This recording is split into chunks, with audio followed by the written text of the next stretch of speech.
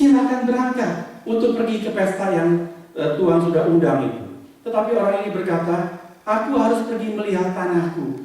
Memang kalau pergi melihatnya itu minggu depan tanahnya lantas berubah. Apa bentuknya jadi petok atau bagaimana? Tidak, bukan. Tanah itu akan tetap seperti itu. Tidak perlu dilihat pada saat itu juga.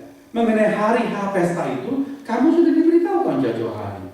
Mungkin mereka juga sudah membalas, memberikan aras pipi itu, mereka katakan, aku akan datang. Mengapa mereka katakan masih mau melihat tanah itu? Itu cuma alasan yang dibuat-buat. Orang membeli lembu, katakan membeli traktor. Sebelum kalau saudara beli traktor untuk bajak, sudah coba belum? Pasti sudah coba.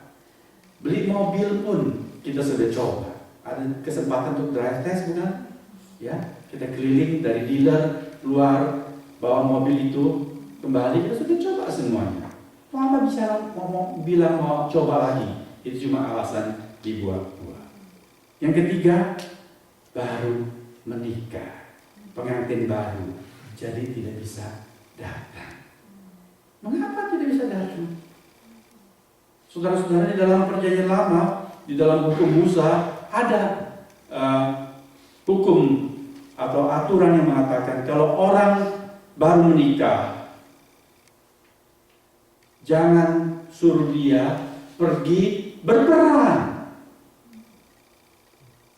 Hukum Taurat mengatur supaya orang yang baru menikah, biarlah dia boleh menikmati honeymoonnya, menikmati hari-hari pertama pernikahannya. Jangan disuruh dia berangkat perang. Kalau dia tewas, kasihanlah dia. Baru menikah, sudah pulang nama, dan istrinya menjadi janda. Allah itu sangat mengerti kehidupan kita. Tetapi untuk pergi ke pesta, apakah itu sesuatu bencana?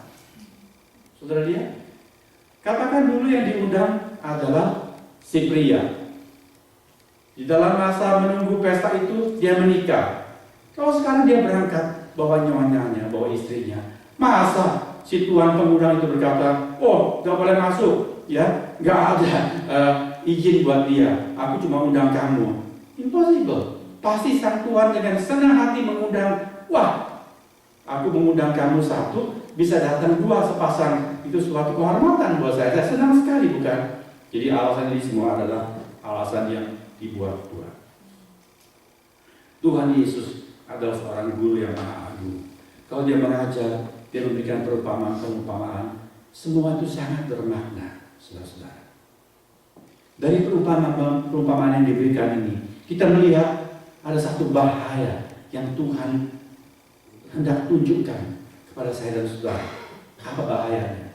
Saudara perhatikan, membeli tanah, membeli lembu untuk menarik bajak, dan menikah. Apa yang salah untuk tiga urusan ini? Kalau kita ganti dengan bahasa sekarang, membeli tanah itu artinya apa? Membeli rumah lah, membeli properti untuk investasi. Apa yang salah? It's okay, bukan? Apalagi kalau dolar turun terus, mungkin beli sebidang tanah lebih bagus, simpan di sana. Oke.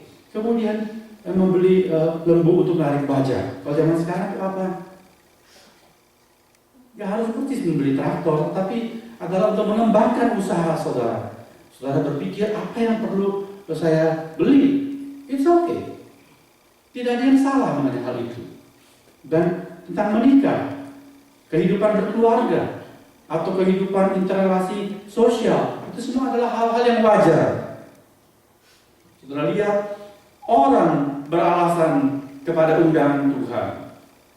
Orang kemudian nanti akan kehilangan sorga. Tidak hanya karena hal-hal yang berdosa. Perhatikan. Jangan kita pikir, aku tidak melakukan hal-hal yang melanggar 10 hukum. Aku tidak berzina. Aku tidak korupsi. Aku tidak membunuh. Lantas semua sudah beres. Tuhan berkata, hati-hati. Sebab ada hal-hal yang di dalam bentuknya dia sama sekali bukan dosa, tetapi dia juga bisa menghambat kita masuk dalam surga. Dia bisa membuat kita kehilangan berkat utama yang Tuhan sediakan buat saudara dan saya. Seperti hal-hal yang dijadikan alasan oleh orang-orang ini. Bahaya yang lain adalah ketika orang-orang seperti itu beralasan, dia tidak sadar akar dari alasannya yang membuat dia akan mengalami bencana. Urusan bisnis, urusan usaha, urusan keluarga adalah hal-hal yang baik, tetapi bukan yang terbaik dalam kehidupan. Artinya bukan yang paling utama. Kalau hal-hal yang baik itu mengambil tempat hal yang terbaik, maka hal yang baik itu tidak lagi menjadi baik. Itu yang Tuhan hendak ajarkan. Kita harus mengerti prinsip yang orang-orang bijak ajarkan. First thing first. Hal-hal yang utama betul-betul harus mengambil tempat yang utama. Usaha, pekerjaan, bisnis, keluarga, itu adalah hal-hal yang baik yang Tuhan berikan berkat kepada kita. Tetapi jangan sampai dia mengambil tempat Tuhan. Jangan dia menjadi Tuhan. Akar dari alasan-alasan yang konyol ini adalah sebetulnya penyembahan berhala. Kalau mereka bilang aku tidak bisa datang, itu sebetulnya bukan tidak bisa datang, melainkan apa? Tidak mau datang. Mereka lebih mengutamakan hal-hal yang sekunder dan dengan pelan-pelan menggeser Tuhan yang harusnya mengambil tempat nomor satu itu. Itu adalah jiwa penyembahan berhala. Di dalam hidupmu dan hidupku, saudara-saudara. Tidak, kita tidak mempunyai jimat, kita tidak punya patung yang kita sembah, kita tidak ada keris yang kita keramatkan, tetapi dalam praktek-praktek sehari-hari sebagai hamba Tuhan, saya harus mengingatkan bahwa ada hal-hal yang mungkin menjadi berhala saudara atau bahkan saya juga. Pekerjaan bisa menjadi berhala, anak bisa menjadi berhala. Marilah kita memeriksa diri. Itulah maksud Tuhan. Apakah hal-hal yang sebetulnya bukan nomor satu itu kita tempatkan menjadi nomor satu dan Tuhan menjadi yang nomor sekian. Yang ketiga, yang bahayanya adalah orang-orang ini tidak menyadari bahwa dengan alasan yang mereka bikin itu mereka melukai perasaan Tuhan.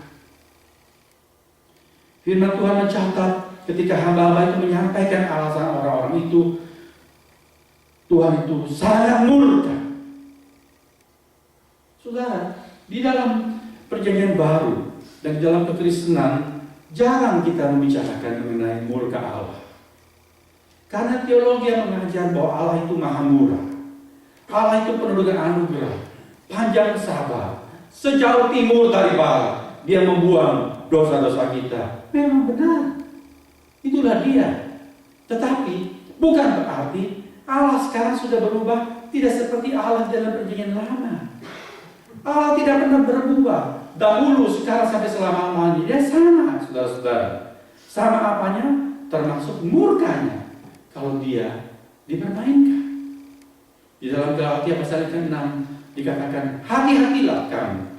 Allah tidak pernah membiarkan dirinya dipermainkan. Kalau saudara mengundang, saudara mengadakan satu resepsi, mungkin nanti kalau anak-anak sudah dewasa, kita menikahkan anak kita. Ambil contoh misalnya, Jun dan Jan satu hari akan menikahkan Joshua. Lalu Jun dan Jan pasti pilih siapa-siapa yang akan diundang, bukan? Dia akan undang Bapak Pendeta Hengki, dia undang Ibu Ratna, dia undang Mira, Pak Taufik tidak dilupakan, tentu Reni juga. Orang-orang yang merupakan sahabat-sahabat dekat, setiap orang Graceful Community pasti diundang. Jaminan pasti, saudara-saudara, dari Jan dan Joshua. Undangnya mungkin pakai undangan elektronik. Kalau diminta kita memberikan reservation, kalau kita sudah reserve, sudah pasti datang. Jadi Jun sudah hitung yang berapa orang yang mau datang. Dia sudah siapkan semua anggaran buat hal itu, siapkan semua yang istimewa untuk orang-orang penting-penting ini.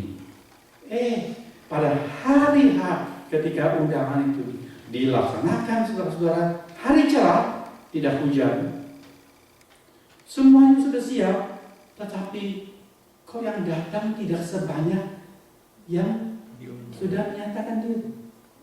Ya. Bagaimana perasaan Jan dan Jun? Saudara boleh tanya ketika fellowship. Saya bisa membayangkan. Beberapa tahun saya kenal Jun dengan sifat-sifatnya pasti. Kita sudah tahu Jun akan seperti apa reaksinya. Ya kan? Besok pagi, mungkin tidak sampai pagi, malam, tengah malam pun dia telepon Wira. Wira, gimana kenapa kamu datang? Ya, dia telepon lagi yang lain. Lalu yang lain masing-masing beralasan. Apakah Jun akan berkenan? Dia bisa terima semua alasan itu? Dia akan kecewa berat. Saya jamin, dia akan kecewa berat. Kalau saya di posisi Jun, saya juga akan sangat kecewa. Kalau saudara sendiri di posisi Jun, saudara juga akan sangat kecewa, bukan? Mengapa kalian?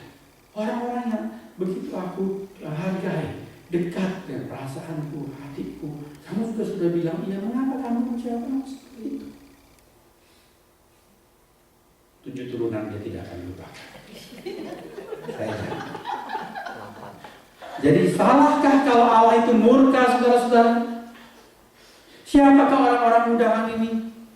Inilah adalah bangsa Israel.